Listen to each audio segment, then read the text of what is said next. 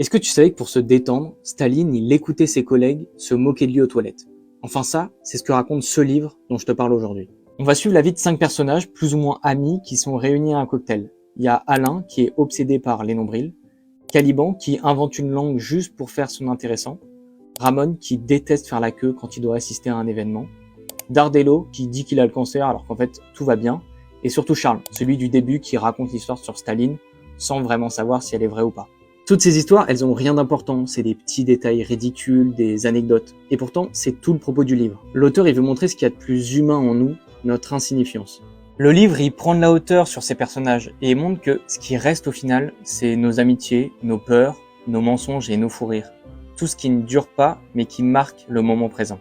C'est une vraie leçon pour oublier de se prendre au sérieux, comme avec la fausse histoire de Staline en fait, où il racontait des blagues à ses collègues juste pour qu'ils se moquent de lui, que l'atmosphère se détende. Bref, si tu veux voir à quel point c'est kiffant de raconter n'importe quoi sur sa vie, je te conseille de lire La fête de l'insignifiance de Milan Kundera.